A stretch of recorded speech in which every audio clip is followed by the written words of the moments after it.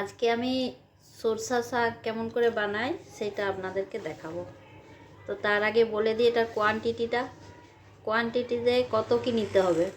তো যতটা সরষা শাক নেবে তার মানে যদি 500 গ্রাম সরষা শাক থাকে তাহলে পালং শাক আর বেথা শাক, যদি আপনাদের কাছে ছোলার শাক থাকে সেটাও নিতে পারেন, মেথির শাক, এগুলা সব মিলিয়ে আধা কিলো হবে। মানে সরষা শাকটা আধা কিলো আর এই সব শাক মিলিয়ে আধা কিলো, ঠিক আছে। তো আমি কোয়ান্টিটি, আমার তো আজকে অল্প করব, আমি খালি দেখানোর জন্য, আর ঘরেও বেশি সেরকম আমার খাওয়ার লোক নাই, সেই জন্য আমি অল্প দেখাচ্ছি। তো আপনারা আপনাদের হিসাব মতো নেবেন। আমি কোয়ান্টিটিটা বলে দিলাম যে কতটা কি লাগে। তো এই যে আমি এই যে সরষা শাক, এই ডাঁটিগুলো লাগে, এই ডাঁটিগুলো এই যে এরকম করে ছিলে এগুলো দিয়ে দেবে। পুরো শাকের কিচ্ছু ফেলাবে না, এই শাকেরও কিচ্ছু ফেলানোর নাই, পালং শাকেরও কিচ্ছু ফেলানো নাই, বেথা শাকেরও কিচ্ছু ফেলানোর নাই, ঠিক আছে। আর এই যে মেথি শাকের কিচ্ছু ফেলার নাই, শাকের সব কিছু লাগবে। তো আমি আগে দেখিয়ে দিলাম যে এই শাক নিয়েছি, এবারে আমি পরে আবার আপনাদেরকে দেখাচ্ছি যে কেমনভাবে বানানো প্রসেসটা আমি তারপরে কেটে এগুলো সেদ্ধ করে নেব, তারপরে দেখাবো। শাক বসিয়ে দিয়েছি, এই যে এরকমভাবে রাফলি চপ করতে হবে শাক। আর শাকের ভেতরে এই যে এগুলোও রাফলি, এই যে আদা রসুন আর লঙ্কা, এগুলো এই যে প্রেসার কুকারে সিটি দিতে হবে। হ্যাঁ, প্রেসার কুকারে একটা কি দুটা সিটি দিয়ে দেবে, দিলেই শাক সেদ্ধ হয়ে যাবে। আর এই যে এগুলোও সব দিয়ে দেবো।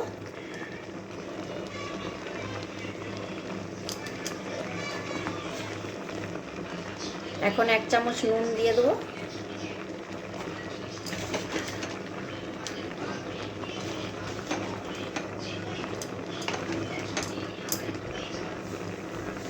দিয়ে ঢাকনা লাগিয়ে দেবো।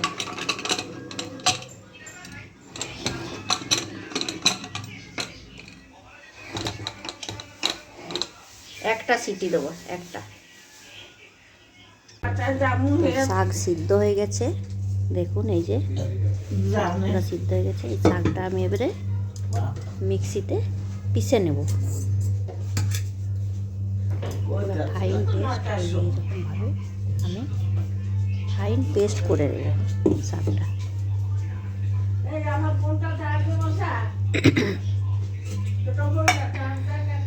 পিষাতে কিন্তু কোনোভাবে কোনো জল দেওয়া চলবে না। ওই সেদ্ধ করার সময় যে জলটা বেরোবে না, সেই জলটাও দেওয়া চলবে না। মানে বেশি জল হয়ে গেলে খেতে ভালো লাগে না, ঠিক এইভাবে পিষতে হবে। আর দেখে নেন এভাবে, এই যে ছেঁকে উঠাবে, বাকি জলটা ফেলে দেবে। ওই জলটা দেবে না, জলটা দিলে কষা একটু লাগে শাকের ওই জলটা। এইভাবে একটা ফাইন পেস্ট আমি করে নেব গ্রাইন্ডারে।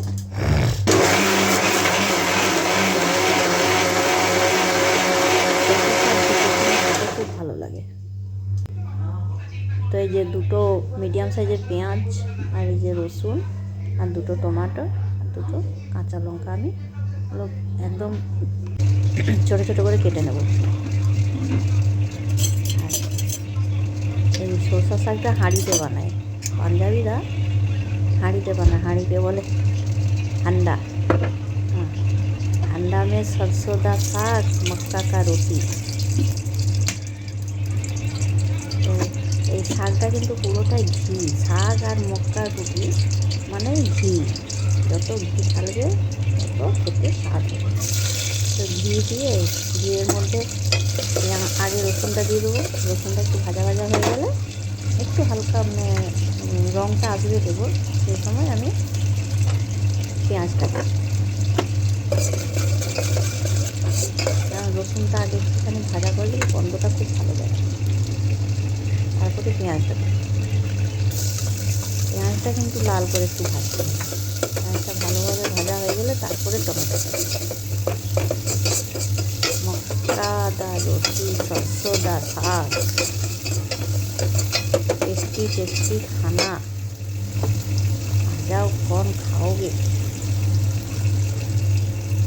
শীতের দিনে সরষার শাক এইভাবে একবার যদি বাড়িতে বানিয়ে খাবে বন্ধুরা, খুব ভালো লাগে। একবার কিন্তু এইভাবে বানিয়ে ট্রাই করে দেখতে পারে, খুব ভালো লাগে। এইভাবে কিন্তু আমাদের বাঙালির আমরা কেউ খাই না, কেউ জানেও না আমরা। আমিও তো এখানে এসে দেখছি, দেখেছি। আমার তো আর এটা না কাঠের চুলাতে খুব ভালো হয়। এই যে এইভাবে লাল হয়ে যাবে, দেখিয়ে দিলাম। তারপরে টমেটো, এই জিনিসটা না মক্কা রুটি আর সরষা শাক কাঠের চুলায় বানালে আরও ভালো লাগে, আরও টেস্ট। কাঠের চুলায়, কাঠের আগুনে। আমি আগে সেদ্ধ করার সময় 1 চামচ নুন দিয়েছিলাম, আর এখন 1/2 চামচ নুন দিলাম। তোমরা তোমাদের স্বাদ মতো নুনটা দেবে। হ্যাঁ, আর নুনটা দিয়ে একটু লাড়াচাড়া করে আর বেশিক্ষণ কিন্তু এটা ভাজা হবে না। এরপরে আমি শাকটা যে পেস্ট করে রাখছিলাম না, সেটা দিয়ে দেবো। আর শাকটা দিয়ে কমসে কম চিনি আছে। কাঠের চুলা হলে তো ভালোই হয়, তো আস্তে আস্তে আস্তে আস্তে ফুটতে থাকবে। এটা কমসে কম তোমরা আর যত ফুটাবে, না হলেও আধা ঘন্টা এটা রাখতে হবে, চিনি আছে রেখে দেবে। মাঝে মাঝে লাড়তে হবে, চিনিটা বেড়ে যাবে আর চিনি আছে। এটা শাকটা পাকে, শাকে যত কী দেবে আলমন্ড শাক। আর এই যে মশলা রাখা, মশলা থেকে আমি এখান থেকে প্যাকেটে নিয়েছিলাম, আমি ইউজও পাওয়া যায়, আমি প্যাকেটটাই নিয়েছিলাম। শীতের এবছর শীতের এই প্রথম আমার শুরু হলো সব শাকটা। আমাদের ঘরে কিন্তু খুবই খায়, সবাই খুব ভালো খায় এই জিনিসটা। আমি মশলার আটা একটুখানি গুলে আমি শাকের ভিতরে দেবো, তাহলে শাকটা একটুখানি টেস্টটা আর একটু বেড়ে যাবে, আর ঘনত্বটাও ভালো হয়। কিন্তু এটা গলিয়ে দিতে হবে, গলিয়ে আর শাকের ভিতরে দিয়ে আবার লাড়াচাড়া করে বেটে, ভালো মতন বেটে কমসে কম আধা ঘন্টা খুব বেশি। আর এটা না যে ডাল ঘুটনি আছে না, ডাল ঘুটনি দিয়ে খেতে আমাদের মতন এরকম খুন্তি ডাল ঘুটনি, বা এরকম ডাল ঘুটনি দিয়ে ঘুরতে থাকবে আবার ঢাকতে হবে, ডাল ঘুটনি দিয়ে ঘুরতে থাকবে আবার ঢাকতে হবে। মানে ওরা হিন্দিতে বলে जितना पकेगा सरसों का साग खाने में आएगा उतना स्वाद, जितना पकेगा सरसों का साग उतना मज़ा आएगा खाने में। তো এইটাই যে আমি কড়াইতে জল গরম বসিয়ে দিয়েছি। আমি এইভাবেই মুক্কা ঘাটা বানাই, আমি কিন্তু পারি না ওই ওদের মতন, পাঞ্জাবিদের মতন কিন্তু বানাতে পারি না। আমি এইভাবে বানাই আমার আইডিয়াতে। তেলের মধ্যে একটু নুন আর তেল দিয়ে, এই জলের মধ্যে একটু নুন আর তেল দিয়ে চালটা ফুটে গেলে যেরকমভাবে আমরা ওই যে পিঠা করার জন্য চাল গুঁড়াটা করি না, ওইভাবে আমি এটা আইডিয়াটা বার করে এইভাবে করে। আর এটা করতে করে তারপরে আমি যে রুটিটা বানাই, রুটিটা স্বাদও হয় খেতে, কেন রুটিটা না স্বাদও হয় খেতে আর নরমও হয়। আর ওরা যে বানায় না, ওটা একটুখানি হালকা শক্ত লাগে, খেতে ভালো হয় কিন্তু শক্ত একটু লাগে। আর এটা এই যে মেথি শাক, আমি শাকের থেকে রেখে দিয়েছিলাম, মেথি শাক একটু দিয়েছি আর একটু মূলা কুড়িয়ে দিয়েছি। এটা ভালো লাগে খেতে, এরকম দিয়ে করে করা দেয় না, আমি দিয়েছি, ভালো লাগে খেতে মোটামুটি এইভাবে।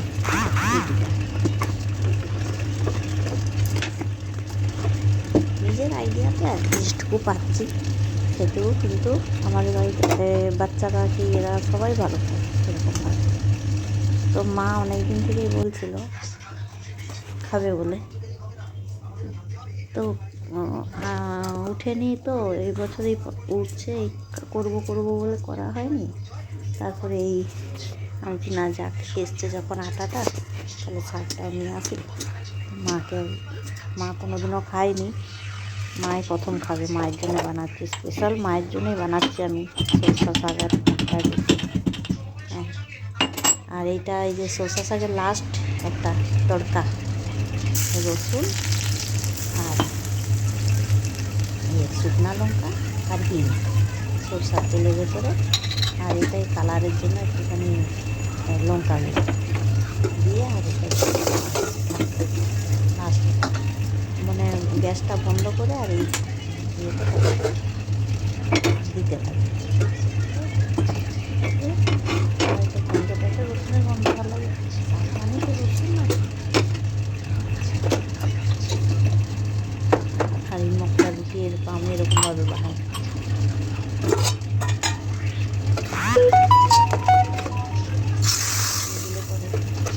হ্যাঁ, এটা বেস্ট হবে না। আমি মক্কা রুটি এইভাবে বানাই, পাঞ্জাবিরা এইভাবে বানায় না, হাতে হাতে বানায়, এই হাত আর ওই হাত, এই হাত আর ওই হাত করে থাপড়ে রুটিকে বড়ো করে আর জল দিয়ে বড়ো করে ওরা তাওয়াতে ফেলে। আমি পারি না ওরকম করতে। তাতে হলো পাঞ্জাবি আর আমরা বাঙালি, আমাদের তাও তো ওদের রেসিপি আমরা বানিয়ে নিই, কিন্তু আমাদের রেসিপি কি ওরা পারে? নন বাঙালিরা আমাদের রেসিপি পারে না কোনো সময়, আমরা কিছু বানিয়ে নিই। তো যাই হোক বন্ধুরা, আমি তো মানে চেষ্টা করে আগে পারতাম না, ভেঙে যেতাম, এখন খুব সুন্দর হয়।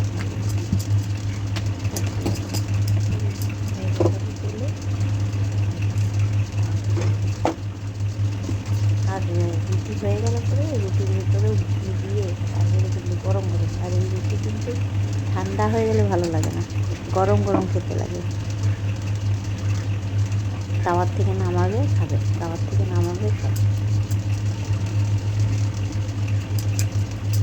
দেখো আমি কেমন করে বানাচ্ছি, আমার প্রসেসে আমি যেভাবে বানাচ্ছি এইভাবে কিন্তু আপনারা যদি বাড়িতে বানিয়ে খান এভাবে বানাতে পারবেন, কোনো অসুবিধা হবে না, একদম সিম্পল করে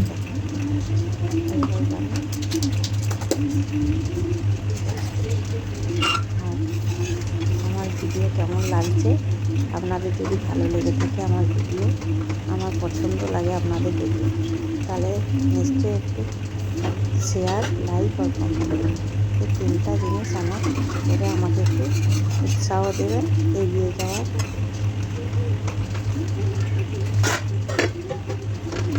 এই রুটিটা হতে একটু টাইম লাগে,